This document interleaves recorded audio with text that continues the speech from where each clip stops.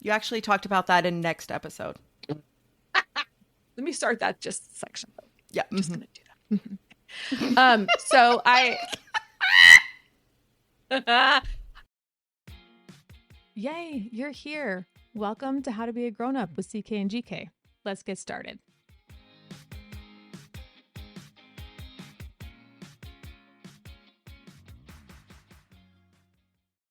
Hey, Caitlin. Yeah. Did you ever read the Babysitter's Club books? Yes, actually, I did read a few of them. Yeah. Okay, so you know that like everyone in the Babysitter's Club had like a little role. Yeah. Okay, so Christy was the president and Claudia was the vice president and Stacy was the treasurer. Yeah. Do you know that her favorite day was Tuesday? Oh, Lord. Wow. Oh, Longest setup ever. but I love it. It's so dad joke-ish, but like only for girls who read those books. Right? So good. I love it. Hilarious. Guys, we're so glad you're here today. We're halfway into November. We're thankful. We're thankful. Oh, yes. Yes, we're thankful that you're here. We're halfway into November already, and somehow Thanksgiving is what? Like in a week and a half or something like that? Yeah, it's very close. Oh my God. Great, because I love Thanksgiving. You do. We realize this is a little early for a Thanksgiving episode. So here's the thought process. Okay, we're sharing 10 to 11-ish Thanksgiving activities to keep everyone entertained and out of your face, basically, for Thanksgiving, Right? while you are busting your butt in the kitchen. Family is lovely. Yes, this is what we like about Thanksgiving. Family. However, family also brings the stress, right? Like they're Yes. just like, Major. yes. So stick around. We've got that coming up for you. We're going to keep your family out of your hair and keep them entertained on Thanksgiving Day. Yes? Love it. Love it. But But first, yes. Caitlin, New Kids on the Block, you know, they're back together. Yeah. And they're like touring. They wrote a new Thanksgiving song just about you. Ooh, I can't wait to hear what this is. She's got the right stuff. Caitlin. Yay. Stuffing's my favorite. That's my I favorite. prepared for this episode in the shower, which is where, you know, you do your creative thinking. And I just let the wheels run wild. I have decided that I need one of those in-shower notepads because Yeah. I have the best arguments with all the people and the best ideas in the shower. Right? Like the best ones. I'm like, why? Why did I not The write this best down? argument. Don't you? That's so good. The arguments Yes. with all the people that you're like, if I could tell you the real truth about what I think about you and all the things, and you just like it all just flows, and then you can like rearrange it. Maybe I'm the only one who does this. I'm just gonna stop. No. Well, you are my bestie, and Jenny, I just adore you. So thank you for being here with me and for making me laugh this morning already, because the Hot Mess Express has a picture on the side of it this morning, and it's me. So I need it. So you cut out for a second. I didn't hear what Leslie Knope had to say about me. Oh, she called you a gorgeous purebred poodle. Oh, please, like, I want to have my little claws painted. Yes, or like the edges, like your ends dyed pink. Oh, yes, absolutely. Mhm. That's it. And the little ball of fur on my tail. Mm-hmm. The poof. This is the time of year that I have to watch Best in Show. Okay. And Yeah. I always think about Butch, the poodle in Best in Show, and what would like how dramatic they are with that poodle, and how like her weird haircut is, and the pom poms keeping Butch's hip joints warm and all that. I just Yeah. so good. So good. Yeah. Oh, man. I was watching some Guinness World Record videos. Mhm. I know we're not talking about obsessions, but I might be a little obsessed with this right now. And anyway, like they show these like 30-second clips of people breaking records. Oh. There was one where this dude is solving Rubik's Cubes while juggling them. No. But the thing that makes this connect to poodles is there was one where the guy makes balloon animals through his nose. Ew. And he like folded a poodle with the balloon coming out of his nose. The things that people come up with, right? Like he's got a plaque. He's got a plaque. He's a world record holder for fastest balloon animal made in a nose. Yeah. Oh, okay. I just don't even have words. I don't have words. I don't know what to say. It's just weird. Wow. Okay. So we are going to go ahead and get into it. This is already off the rails. That's how you can tell this Hot Mess Express Yeah. is interesting this morning. Okay, so we're talking about activities for you and your family to do, or for you to set up for your family, or someone else to set up for your family, so that you can keep everyone out of your hair, keep everyone happy, and have some fun along the way. My sources today are a PureWow article called 38 Thanksgiving Activities to Keep the Whole Family Entertained and Squabble Free by, once again, Emma Singer. But she also I has... feel like you need to get an Emma Singer tattoo. I think I do. Yeah, I think Right. I'm going to get the heads of the podcast, and then I'm just going to say, brought to you by Emma Singer. Under Love it. Love it. I need to just make sure that I'm following this woman on all the platforms so that I can... And if you're not tagging her in our episodes, we need to. Oh, she shows up in all of our show notes. Just putting that out good. there so that anytime someone searches for her, hopefully it comes up. But there's that. But she also has a co-writer on this one. It's Stephanie Sangway. So Emma Singer, Stephanie Sangway, thank you for the inspiration. We are not obviously sharing all 38, but we do have a link to that article in the show notes for today. Absolutely. So Thanksgiving, we're talking about being thankful. Some of these activities have to be about gratitude. Absolutely. Yes. So we've got a couple here. One of them is the M&M gratitude game. And if you're a teacher, especially if you teach math, you've probably seen some version of this game before, right? I think I saw this game when I was in college, and it had something to do with drinks. Oh, there is that option too, yes. But when I've done it for math, it was everyone gets a little thing of M&Ms, and then we turn it into a bar graph of different colors of M&Ms, right? Right. This is every color of M&M is assigned a gratitude topic. For example, red would be I'm thankful for a person. Orange is I'm thankful for something in nature. Yellow is I'm thankful for something in my house that's not a person, right? Things like that, whatever. Flip over a queen and the person to your right drinks. Oh, sure. Yes. Yes. Mm-hmm. Yes. So what you do is you open up the bag of M&Ms. Everyone picks up an M&M, and then they just go around and say, oh, this is a red one. I'm thankful for my mom. Done. Right? Great. Yes. I love it because I don't know about you, but whenever someone's like, what are we thankful for? I get anxious because I need structure in that. I want a sentence frame. I want someone to tell me okay, are we all talking about thankful for our health, which is a game that you guys have talked about at your family. Everyone operates under that assumption, but I still feel like I need the sentence frame. So this provides those sentence frames for everyone who's playing the game. And it kind of goes back to that whole set everyone up for success when you're having small talk conversations or when you're just trying to get people to open up. Dude, we love a good sentence starter on CK and GK. Mm-hmm. We really, really do. Also, M&Ms are... What do you love, Caitlin? Sentence starters. Yeah. Obvi, right?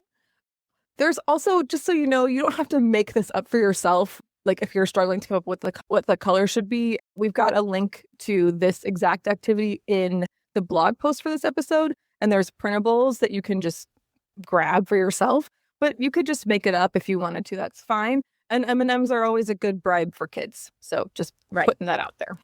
And depending on how old your group is, it might be fun for them to brainstorm what each color is going to be. Totally. If you've got a group of preteens, that might be fun for them too. I'm going to say that red is something I'm thankful for online or whatever. Yeah. Oh, that's a great idea. I love that. Yeah. Okay.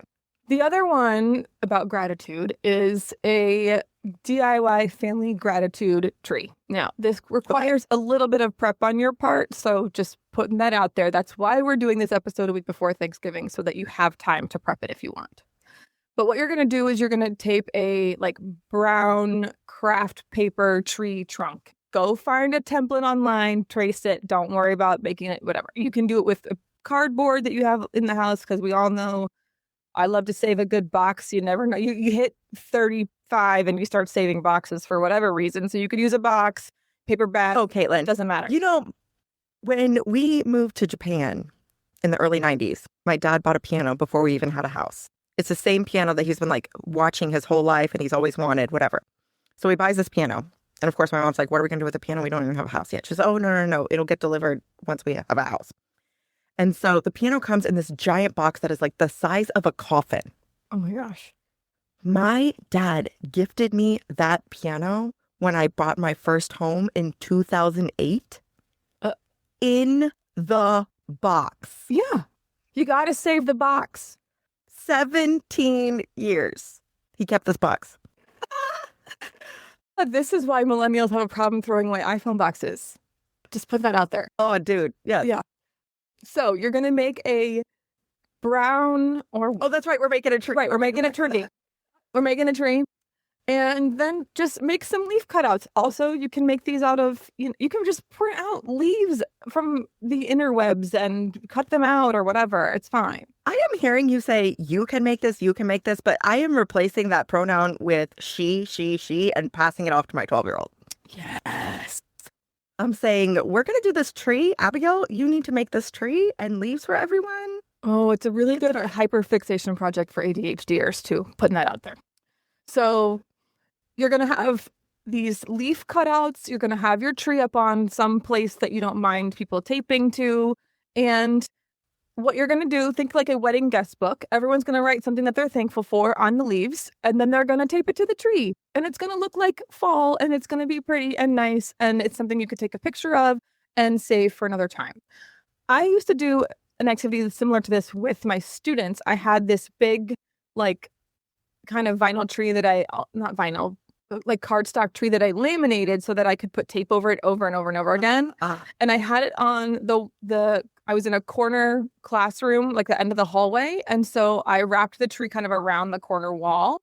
And then every like month or holiday or whatever it was, I would have these little, icon designs things, and the kids would color them and then say one thing that they loved about that season. Stop. Yeah. Stop for just a minute. You made your hands into a heart and a heart floated across the sky. That was weird. Is it going to do it again? No way! A Squadcast. That's rad. How does that happen? I don't know, but Squadcast, well done. That's super cool. If it happens again, you should take a picture of it. Okay.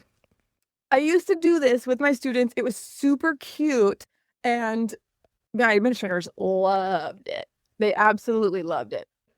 At the end of your gathering, whatever you're doing for Thanksgiving, you'll have this tree that has all these like sweet memories or thankful items on it or whatever. You can make it be different prompts, just like the M&M game, right? You can say, this color leaf is for a memory we have of this year. This color leaf is for a thankful thing. This color leaf is for something you're looking forward to in the coming year. Whatever you want to do. Oh, cool. But it could be really nice. And if you make it sturdy enough, or you are hyper annoying like I am and you laminate it or whatever, you could use it again and again and again and change it throughout the year, just like I did in my costume. So it's pretty cool. It's a fun idea. I love it. Yeah. Okay. Another one. I have to admit that this is very The Office circa season 1 when Michael Scott runs the Diversity Day episode. If you know what I'm talking about. Nice. Yes. But less cringe, right? Less Lord help us all, right? So this is an easy game to play. All you need are some sticky notes and a pen. Got it? I have those. Yeah. You don't have to make a tree. Done. So here's how you play. You write the name of a famous person or a character on a sticky note. Give one to each player. Characters can be dead or alive, fictional, non-fictional, doesn't matter. Make sure that the person who you assign the character to cannot see their name. So you make them stick the sticky note on their forehead, just like the episode of The Office. And yes, the players have to walk around the room and ask yes or no questions to figure out who they are. Now, the only issue I have with this game is if you have a teenager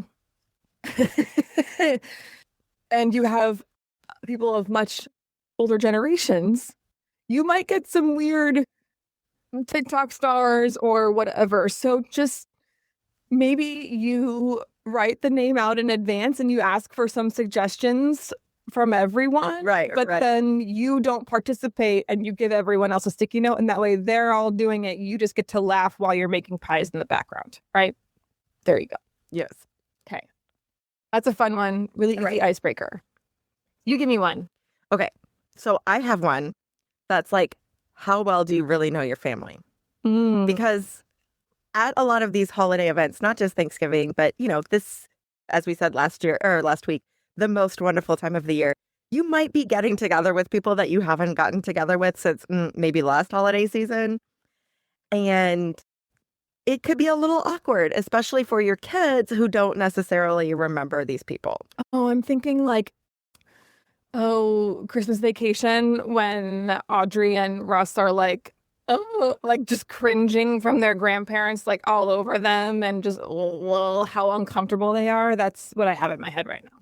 Yeah. Yes. So there is a card game called Do You Really Know Your Family? And has all kinds of silly challenges and like trivia questions that just stir up laughter from everyone and then teach you a few things that you didn't know about your family. We do a version of this at our kids' birthday parties.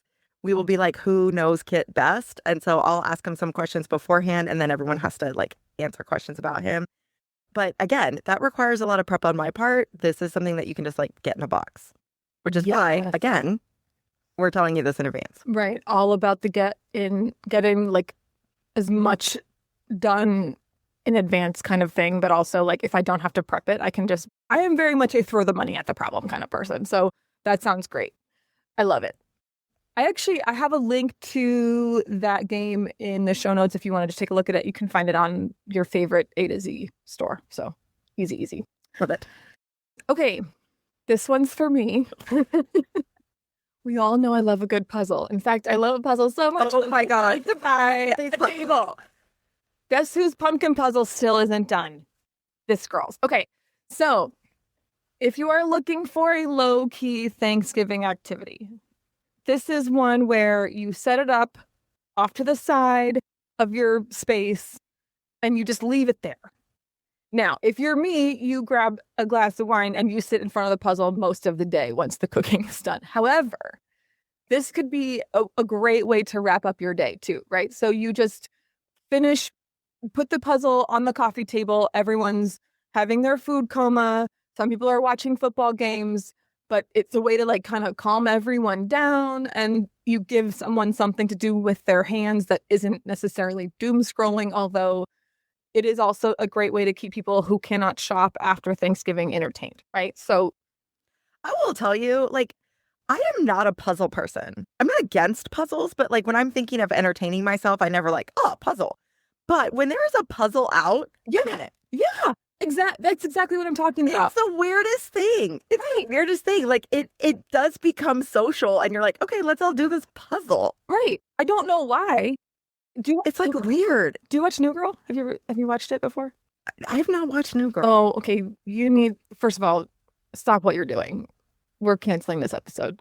Go watch New Girl. But there's a character named Winston who loves puzzles and he's like, oh yeah. And he's like rubbing his hands together and he's so funny about puzzles. And that's how I feel about them because for me, it's a hyperfixation project and I get intense dopamine rushes from putting chunks of pieces together. I don't know what it is aside from that. It's got to be that. But it's the chaos to order. Right. And you also know I used to have one in my classroom that I would put out for the kids to do. And they would just walk by and do a couple pieces. Exactly. It's the weirdest thing. It's the weirdest thing. Because I am not a puzzle person. I'm just not. But then there's like this magnetism of, there's a puzzle set up. I'll do a few. Right. Exactly. I don't get it, but it's super fun. And I'm actually thinking about bringing one to my in-laws for Thanksgiving this year because I think you should. Yeah, I think it'd be really fun. And there's tons of Thanksgiving ones. I have a link to one in the show notes that you can, or it's in our blog post. It's not in the show notes. Go to the blog post.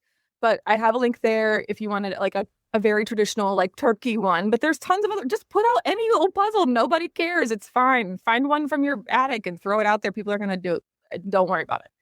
I mean, it's super family friendly, low prep. Again, keeps people out of your hair. Great way to zen. And let me give a virtual high five to anyone who loves to light the world on fire like me and like puts pieces to a puzzle that doesn't belong on the table. Oh, Lord. Yeah, that stresses me out already. I just like felt my voice start to shake. Oh, I just started sweating. Jenny, you just made me sweat. I'm not kidding. Oh, okay. Sorry. I'm good. I swear. This is a You're welcome, depending on who you are. Right. This is a hypothetical puzzle. I am not, there's no real danger here. Okay. So another one, flag football. Yeah. Need to get outside. Now, I have been a turkey trot on Thanksgiving person one time only. And it was big fun. But I am not that person. I am much more of a turn on the parade, probably cry during the parade because it makes me happy, and then watch the dog show while I cook. That's my morning, right? I, though, do love the opportunity to get outside on Thanksgiving Day because something about that fresh air just feels really, really good. So channel your inner season 3 friends and go work up an appetite with your family while playing flag football. Not tackle football, flag football. No. Okay? Calorie burn, fresh air. Go find out how to play online. Real easy. It'll be great. I told you I love Thanksgiving. And there's like so many traditions around Thanksgiving and my family. And like a lot of them I've adopted into my own family. But playing football on Thanksgiving, like I did not make this up. My family did not make this up. This is like all American, right? Right. When we played growing up, my dad would be all-time quarterback. Oh. Because there were 3 kids. So one of us would be on offense with him. The other 2 would be on defense. And we would like rotate through. Cute. And so there was like no advantage. Right. It's just Because my dad's on offense the whole time. right. It's just about also like getting outside, playing. Everyone gets a chance to like try to catch the ball, run the ball. Like, yeah, you might keep score, but like it doesn't really matter. Now, let me tell you this. There's a little bit of sexism around football on Thanksgiving. Yes. Sometimes it's just the guys. Yes. I am going to plead. If you are in a family where a male of the family has invited a date for Thanksgiving the first time and you happen to be female, go play flag football with her. She's going to have this weird obligation to go play football because she doesn't know the other people who are staying inside. So she's going to be the only girl on the field. Go do it. Or make an open invitation like, hey, why don't you come? Like, all of us are going to go and, you know, do whatever it is that you're going to do that's not football. Yeah. Yeah. The thing about, and I bet that a lot of women can relate to this, when the men get together, they often group up and talk about things that interest them. And then it kind of leaves the women in an awkward position where they have to figure out how to have a conversation with this new group of people or this woman that they don't know when they really know the guy, or, you know what I mean? It can get really uncomfortable. And as someone who has become very good friends with my husband's really good guy friends, that often has happened to me where like I get I don't want to sing holes, right? Or it sounds rude because it's not what they mean, but they ditch the girls and leave her with me because then I'm the one who's like supposed to vet them and entertain them. And that's uncomfortable. Right. So just extend that invitation to her, have her come outside, and often like you'll see how much fun she really is. I think it'll be a really good opportunity for you. Also now in my head, because I said the Friends episode, I have Monica Geller going 42 to 21, like the turkey Ross is done in my head over and over. That episode is all about the sexism in football. Have you noticed that? It's a really good, somewhere our dear friend Lauren is like, oh my gosh, you're so right. If she's listening. So, but that's a great episode about all of that and why the girls need to be included. And it ends with them going, isn't there a National Football League? And they're like, yeah.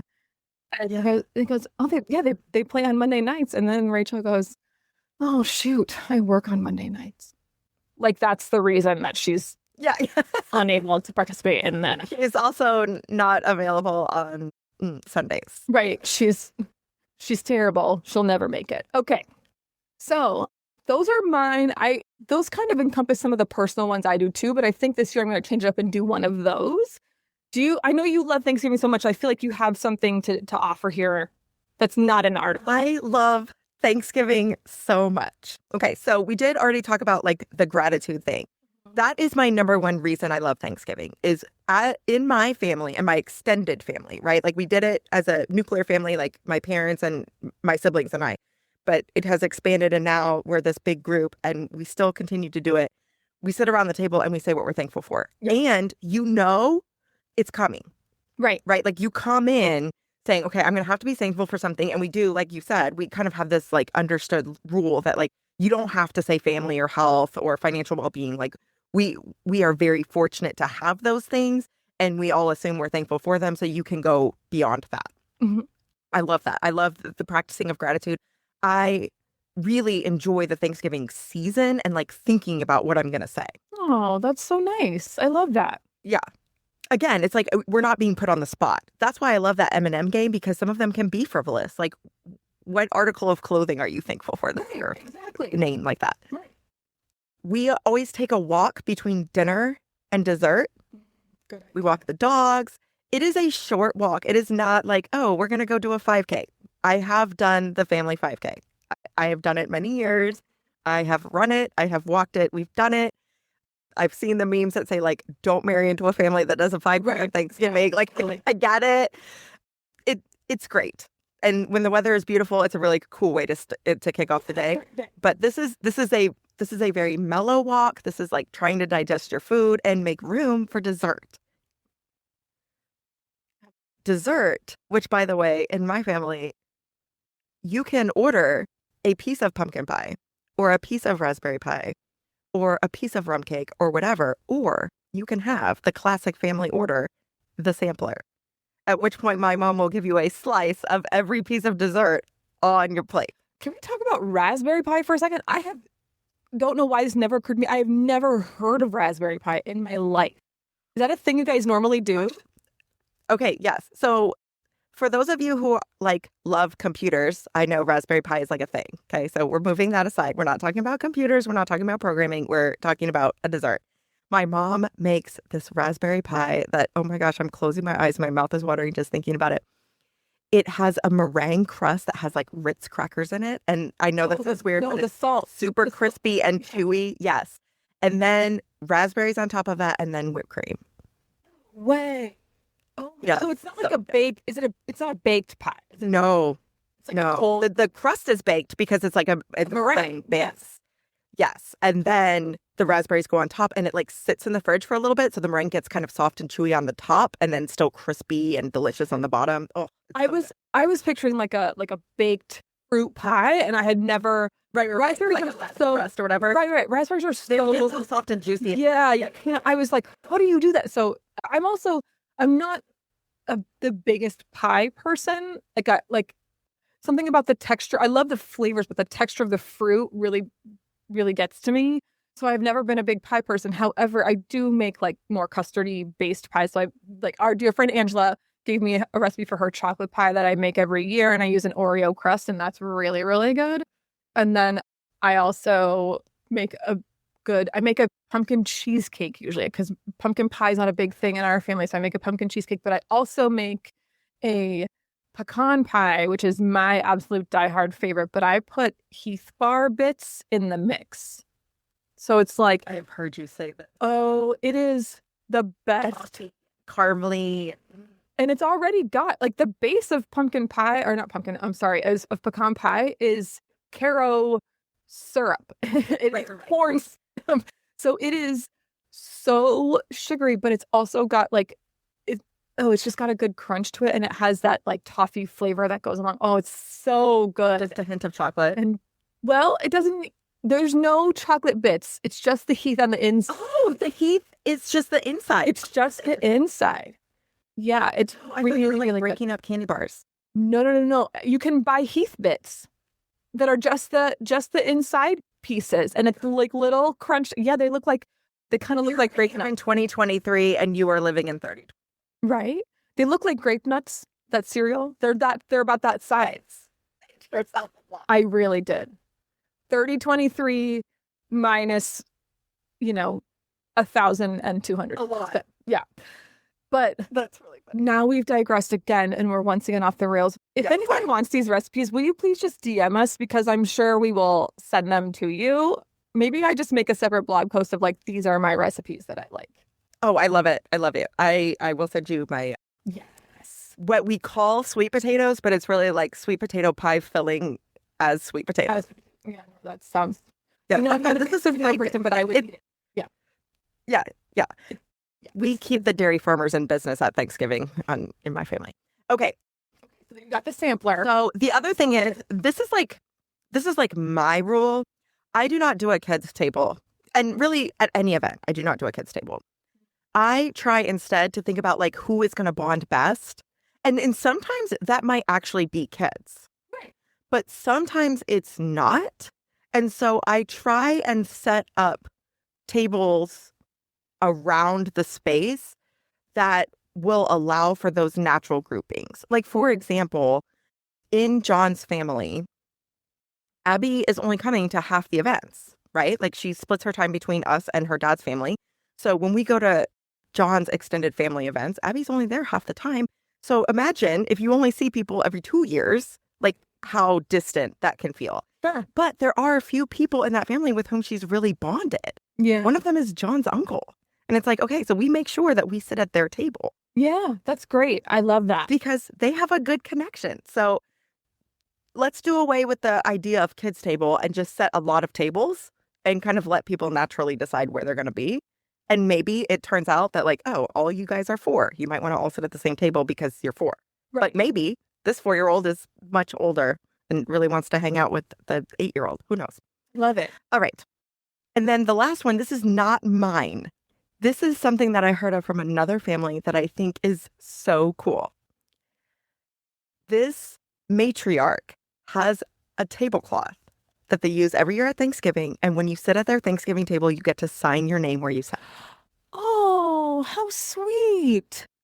Yes. And think about it. Like, one of the things I love about Thanksgiving is it's not normally just family. Like, you can bring friends or neighbors. You know, when I was growing up in the military, a lot of times we would have GIs who were single and didn't really have somewhere to go. And so we'd have like 4 or 5 guys come over for Oh, that's lovely. And so how cool is this to like over the years gather the names of everyone who's come to your Thanksgiving table? I love that so much. I think that's really, really sweet. This is where my mind immediately went. As much as I love that idea, I would be so concerned. Thanksgiving is messy. Like, what if can you wash it? Like, I would be concerned about how you do that. Maybe what you do is you have them write on in Sharpie, and then if you get someone who knows how to sew and they embroider like the name over it or something. Oh, that's smart. But or you do like me and you're totally classless and you just throw a plastic tablecloth over it. After everyone's signed, there you go. That's a great idea.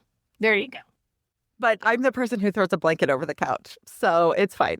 I don't have plastic couch covers. I'm not that bad, but you come to my house, you're probably sitting on a blanket.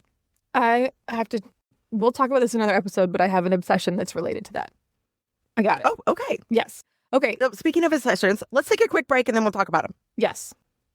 Okay, we're back. We're back. It's time for story time. You sit on the circle or on the carpet, crisscross applesauce. We're going to tell stories. Time for the circle.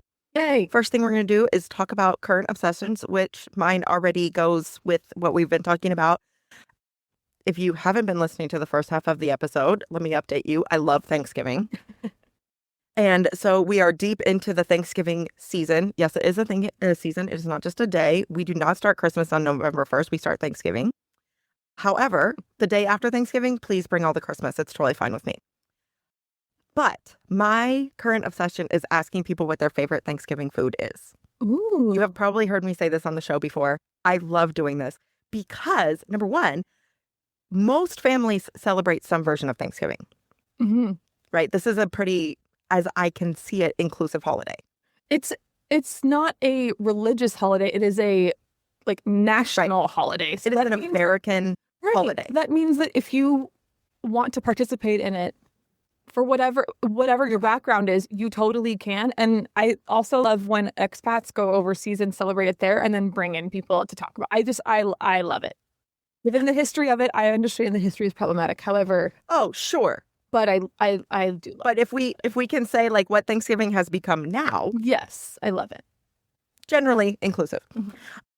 I can understand that if you are a Native American, it might not be your favorite holiday. Completely understand that. I do actually. It does have kind of a dirty history. Yes, I actually give to First Nations every year during the month of November because it's Native American History Month for one thing, but also because it does bother me.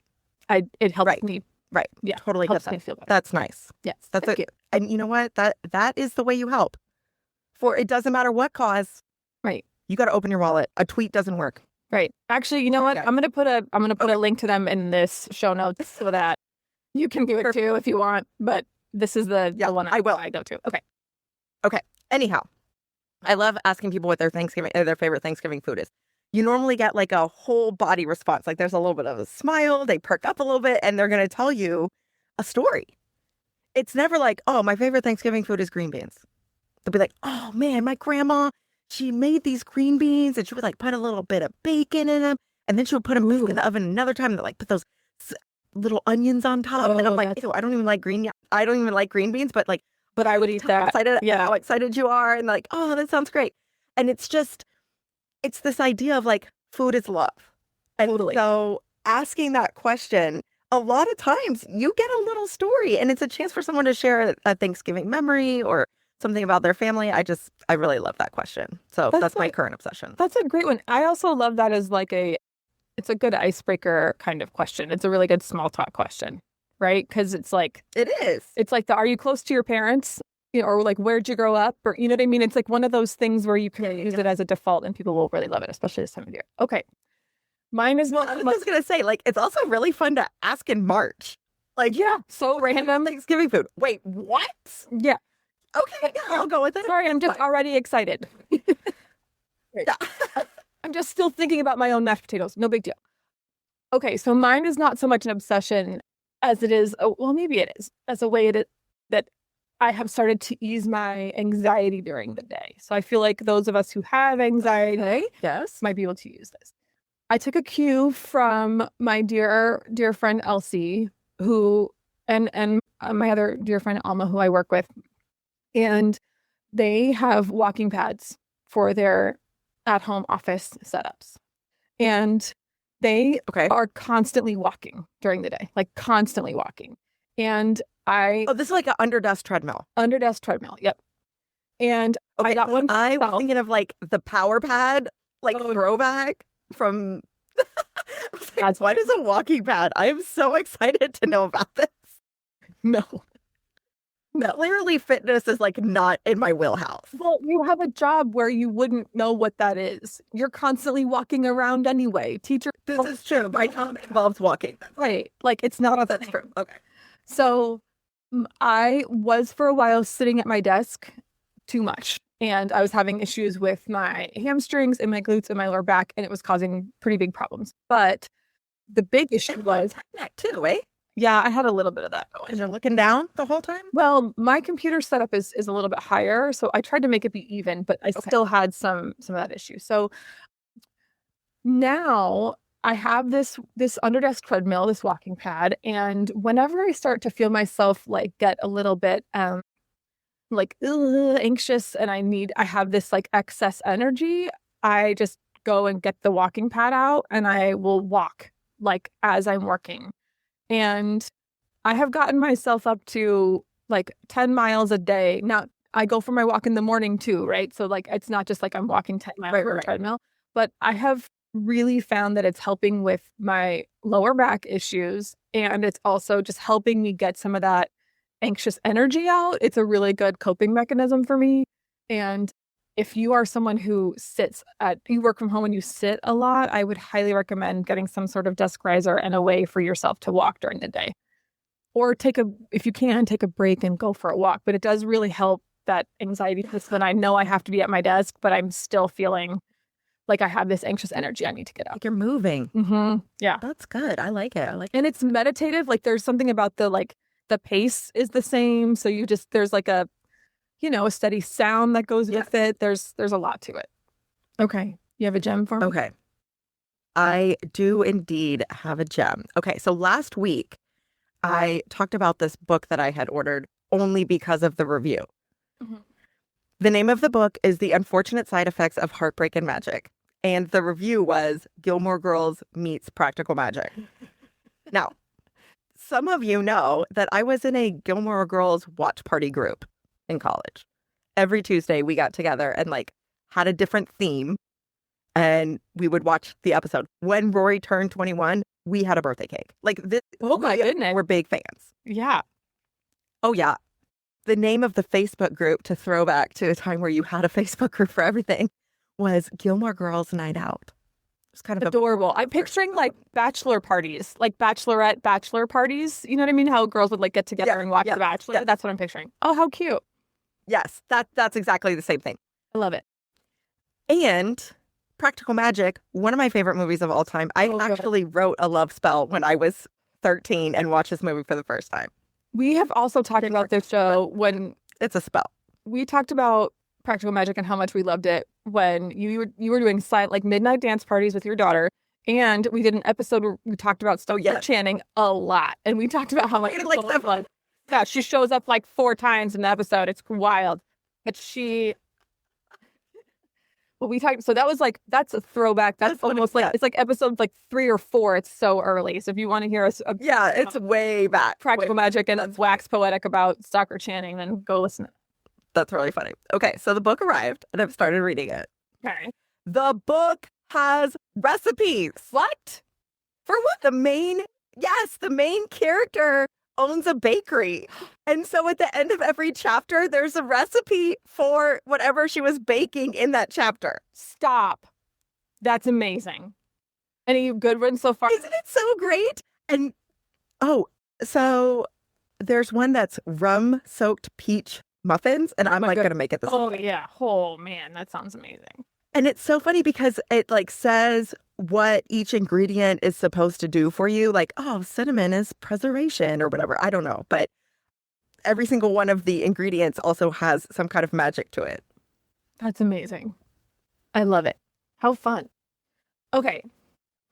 This is entitled Why I Am Al Borland. Now, I know I just aged myself with that.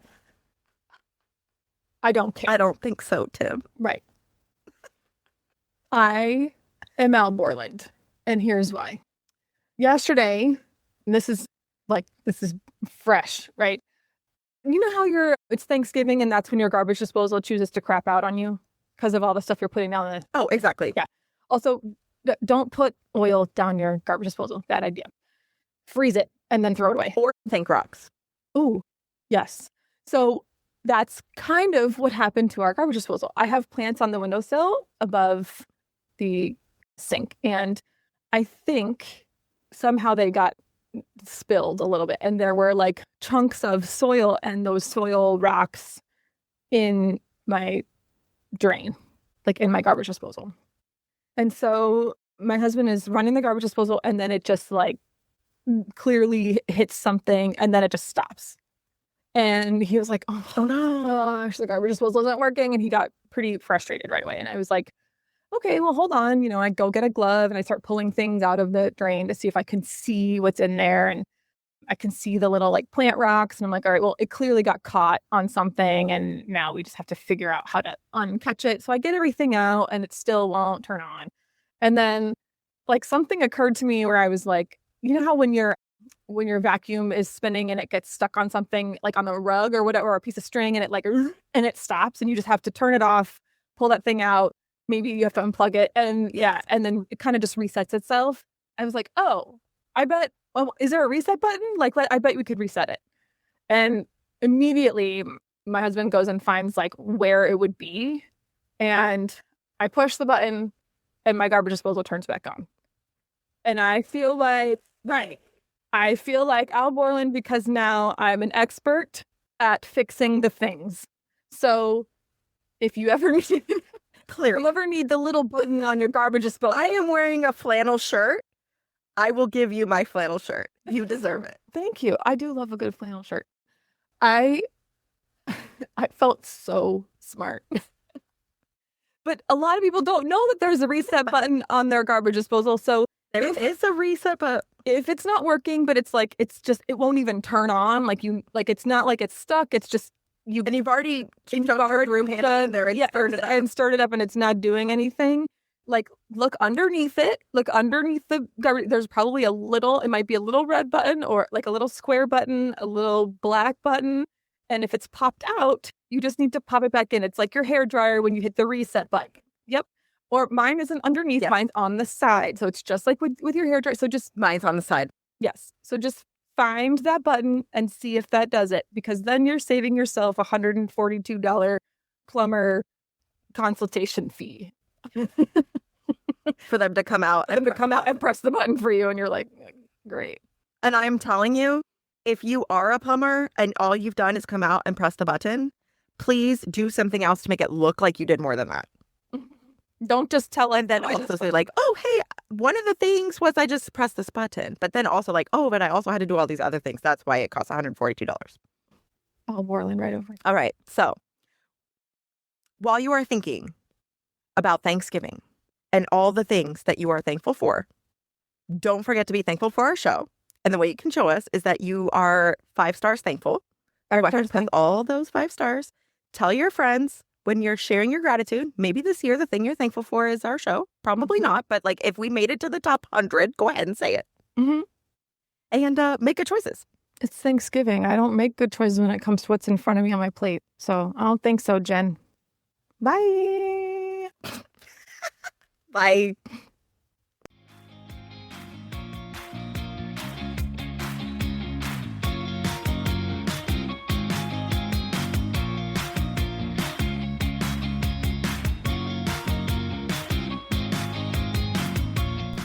Hey friends, thanks for listening to the CK and GK podcast. Find us at CK and GK podcast on Instagram and Twitter, and rate, review, and subscribe on Apple Podcasts, Spotify, Good Pods, or anywhere else that you pod. See you next time.